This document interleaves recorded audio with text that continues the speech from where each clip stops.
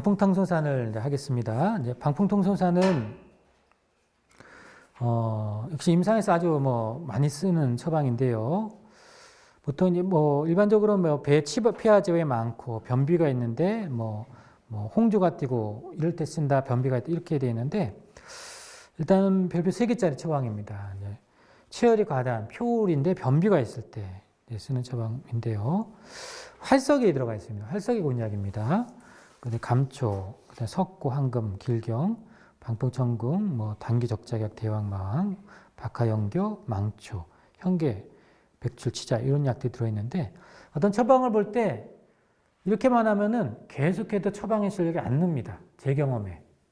이게 어떤 처방이 들어가 있는지 반드시 구분하고 노력을 하셔야 됩니다. 하는 것들은. 처방을 어떻게 보면 인수분해하는 거죠. 이 처방을 이해하려면 이 처방의 구성이 뭔지를 알아야 빨리 이걸 익숙할 수가 있죠. 이 처방은 이곤산이라는 처방이 들어있고요. 거기에 조이승기탕, 필용방광탕의 현상에 빠져있고 대청룡탕 개통방이 들어있고 또 청열제인 치자연교, 정통산이라고 사물탕에서 숙장에 빠진 걸 보통 정통산이라 합니다. 자연제가 들어가 있고 백출이 들어가 있는 겁니다. 상당히 복합 처방인데 이곤산은 보통 여름에 심한 갈증, 설사할 때 쓰는 처방이죠. 활석감초가 이곤산이라고, 육일산이라고도 하고죠. 조이승기탕은 이제 승기탕 계열인데 보통 두면부의 열이 울체돼서 이제 우리가 코피가 나거나 얼굴이 붉고 변비가 있을 때 쓰는 처방이고, 필용광활탕은 대표적인 인후염이나 인후통죠. 우리가 그때 쓰는 처방입니다. 가장 기초적인 편도염, 후두염 이때 쓰는 처방입니다. 편도염에. 대통령탕은 이제 열이 많고 갈증이 있고 고열이 있는 그때 이제 약간 천식이나 비염 등에 쓸 수 있는 이제 석고지제라고 표현합니다. 그래서 마왕 석고가 들어가 있어서 전체적으로 해열하는 약이라고 볼 수 있는데 이게 이 처방의 전체적인 구성입니다. 보면은 변을 풀어주는 조이승기탕도 있고 그죠? 또 약간 위에는 이제 아니비누 질환에 쓸 수 있는 약들도 들어있고 해열제도 들어있습니다. 전반적으로. 그래서 대표적으로 체열 과다에 쓸 수 있는 약입니다. 그래서 그런 약인데 이 처방은 열이 이제 어떻게 보면 3초에다 열이 다 있다라고 보죠. 한약에서. 그래서 열이 발산되지 못해서 오는 여러 가지. 그러니까 이런 사람은 기본적으로 건실이 아주 좋은 분입니다. 상당히 건실도가 높은 분이죠. 이미. 승기탕을 쓸 정도로 기본적으로 있고 열이 많은 사람이에요. 이런 사람이 웬만하면 감기 안 오는데 이런 분들은 감기 오면 우리가 상기도 감염이 오죠. 상기도 오면 뭐예요? 편도염, 목이 따갑다라고 하고 인후통이 오고 이렇게 열감기처럼 옵니다. 그죠? 네, 이런 것들이 오고 또 피부 트러블도 올 수 있어요. 폐의 울체 때문에. 그래서 아토피나 발진, 아까 항열혈탕처럼 이렇게 올 수 있는데 체열이 높은 사람의 열도 막 나죠. 막 쇳소리 나고. 그럴 때 쓸 수 있는 처방입니다. 또 하계도 감염으로 기관지염 있거나 폐렴일 때도 쓸 수 있는 처방이고 이런 사람들은 보통 식성이 좋아요.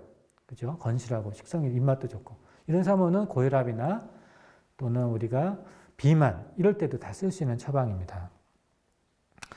그래서 아까도 말씀드렸지만 기본적으로 이건 체내에 열이 많은 사람이 올 때는 어떠한 발열장에 의한 표울에 의한 피부 질환 또 원래 이 약은 소아과에도 많이 쓰는 처방입니다. 소아의 경우 성장항 에너지 때문에 과했을 때. 그래서 이 처방의 팁은 뭐냐면 일단은 열이 많은 약간 습이 있는 보통 태음이라고 표현하죠. 그래서 습과 열이 있는 체질, 습열이 많은 태음이니 열이 많고 몸이 뜨거운 사람. 또 아이한테도 열이 많은 경우, 이비인후과 질환에 많이 쓰고 발산이 안 되는. 그래서 청소년한테 의외로 많이 씁니다. 열태음이네. 또 많이 쓰고. 그래서 우리가 감기나 내분비 장애나 체질적인 이유에서 체열의 중 또는 중이상, 열성체지라고 하는 체격의 중이상인, 체력의 중이상인 몸이 이제 차가운 사람한테는 안 맞고요. 병의 상태는 기표를 전신에 열이 좀 많이 있어서 이게 발산이 잘 안 되고 울체되어 있는 분들입니다. 그래서 발열, 발진, 그죠? 변비. 아까 항열혈탕하고 좀 비교하면 항열혈탕은 변비 경향 이건 아니고 얘는 변비 경향까지도 있는 경우가 많고요. 훨씬 더 건실합니다. 항열혈탕 쓸 분들이. 그래서 이런 경우죠. 그래서 활용 사례 보면은 보통 피부병에도 많이 씁니다. 어떻게 보면 나중에 말씀드리면 신미패독탕 어떻게 보면은 이제 피부과 영역에서는 신미패독탕, 이제 크라시아케에서 항열혈탕 이런 계통이 이제 쓰는데 방풍통상도 뭐 그럴 때 쓸 수 있는 약이고 또 아까 말한 이누이 뭐 편도염이라든가 또는 비염이나 이럴 때도 우리가 부비동염에도 쓸 수 있는 약입니다. 또 비만이나 고혈압 같이 현대인들이 많이 발생하는 것들. 개인적인 경험은 열이 많은 어떤 이제 약간 열태음경인 유방암 환자가 있었는데 해열제 먹어도 안 떨어지는 거예요. 그래서 양방에 해열제 먹어도 계속 열이 뜨면 되게 긴장합니다. 암센터는 열이 뜨면 혹시나 이게 우리가 감염이 올 수 있고 호중구 감소에 의한 감염은 응급 상황이거든요. 그래서 폐혈증까지 오면은 잘못하면 돌아가실 수도 있기 때문에 상당히 해열하는 게 중요합니다. 병원에서 근무하는 사람은. 그래서 제가 봤더니 해열제는 안 들어요, 이 환자가. 쉽게 말하면 양방 해열제 안 들어서 제가 봤더니 열이 있는 열태음이어서 뭘 줬겠어요? 지금 강의하고 있죠? 방풍통상을 줬어요. 그것도 2배랑 안 주고 한 봉씩 줬어요. 하루 3번 먹으라고. 그거 하루씩 먹고 싹 사라졌습니다. 하는 것도. 빠른 해열제입니다. 그런 사람들. 그래서 그런 경우에 의외로 쓸 일이 많죠. 그러니까 일반 한의원이야 그렇게 발열 환자가 많지는 않겠지만 병원에 근무하시는 의사선생님들은 해열제로서도 한번 잘 활용해 보시기 바랍니다.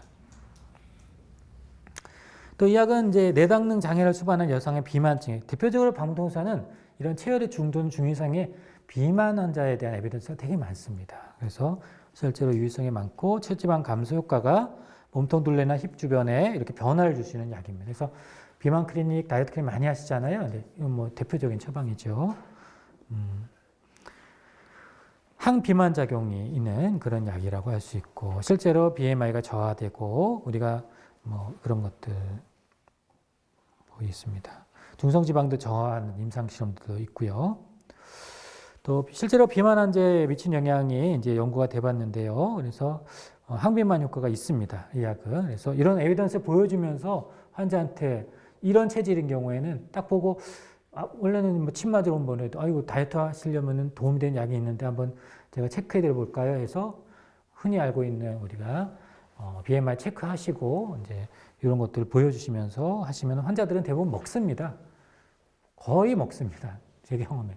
보여주면 먹는 거죠. 그래서 이런 자료들을 보여주면 실제로도 도움이 됩니다. 다 감염이 되고요. 또 허리둘레도 감소되고 내장 지방도 전체적으로 이렇게 낮아집니다. 한번 드셔보십시오. 일단은 이렇게 가이드대로 하셔도 괜찮습니다. 그래서 일단 며칠만 드셔보시고 경과를 보겠습니다. 이렇게 얘기를 하셔도 좋고 이 케이스는 이제 소아편도염, 소아과에도 많이 쓴다 그랬잖아요. 이제 편도염 환자 몸이 아프고 이제 편도염 환자였는데 더위를 심하게 타야 하는 2살밖에 안 되는 약간 열태음인 아이인데 소화도 잘 되고 편도염이 와서 체력이 좋고 강단이 있어서 실증 편도염에 주로 쓰는 게 이제 방풍통산, 아까 말한 필형방광일탕 이런 처방들인데 필형방광일탕보다 좀 더 실증입니다. 방풍통산이. 그래서 저희 병원은 필형방광일탕을 미리 다려놓습니다. 암 환자들이 편도염이 많이 오거든요. 그래서 가벼운 경우는 이걸 주고 열이 많은 에너지 많은 열태음이나 소형 경향이면 해열도 시켜야 되겠다면 방풍통산을 주죠. 그런 분들한테는 변비도 해결해주고 해열도 되고 많이 또 그런 분들의 특징은 열이 떨어지면 상당히 몸이 가볍다고 표현하십니다. 열이 많으면 몸이 무겁고 힘들다, 컨디션이 안 좋다, 예민하고 짜증나 이렇게 얘기하거든요. 이제 같이 좋아지죠. 그래서 편도염을 해서 이게 해결돼서 좋았던 케이스에 대한 증례입니다. 목이 아파서 침도 못 삼켰을 때 방풍통상을 써서 되게 격감하고 잘 침도 삼키고 편도염에 많이 좋은 약입니다. 그리고 이한 경우는 또 소화하다 보니까 밥을 안 먹을 때 보통 저희 학회에서는 소아과 보약으로 소곤육탕을 많이 줍니다. 그래서 소곤육탕을 써서 좋았던 케이스이고요. 거기 이제 땀이 많이 났기 때문에 환기건중탕을 이제 줘서 소곤육탕 환기를 더한 약입니다. 보약으로 썼던 케이스입니다. 방풍통산을 정리해 드리도록 하겠습니다. 방풍통산은 체열이 과다합니다. 기본적으로 이제 표라고 표현합니다. 옛날에 제가 저희 학교 공부를 하지 않았을 때 의학 입문만 주로 공부했을 때가 있습니다. 제가 한 7년 정도 개원을 했었거든요. 그 뒤로는 쭉 병원에만 이제 전 근무를 했는데 한의원을 제가 개원을 했을 때 피부과 환자를 좀 많이 본 편입니다. 근데 피부과 아토피도 많이 보고 적지도 봤는데 소음인이었는데 이 증상만 보고 그때는 이런 개념이 전혀 없으니까 방풍통산은 피부에 좋더라, 아토피에 좋더라. 교수님들 그러시니까요. 그래서 한의대에서 배운 게 있으니까 썼어요. 그때 그 환자가 그걸 먹고 사이드가 난 거예요. 온몸이 깔아앉고 힘들어서 너무 죽겠다. 다음에 무서워서 그 처방을 못 쓰겠더라고요. 그러니까 이 개별 생리 그만큼 중요한 겁니다, 사실은. 예. 발열발진 제창 변비라는 환자로 옵니다. 이렇게 환자는 변비 때문에도 오고 변비약으로도 많이 씁니다. 약은 발열도 오고. 근데 이 환자를 쓸 사람은 강호도 같은 사람을 생각하시면 돼요. 다 건실하고 아주 충실하고 이런 사람은 체력 중이상이고 열성 체질이고 활동적이고 체력 중이상인데 몸이 찬분은 안 맞고요. 이런 사람이 이제 감기나 내분비 장애, 뭐 당뇨가 있거나 혈압이 높거나 이런 게 결합이 됐을 때 보통 기표를 비롯한 전신의 열이 보통 3초열이 있다고 저희는 표현을 하죠. 한방에서는. 근데 이런 게 우울체되는 겁니다. 우열이 돼서 오는 그럴 때 오는 여러 가지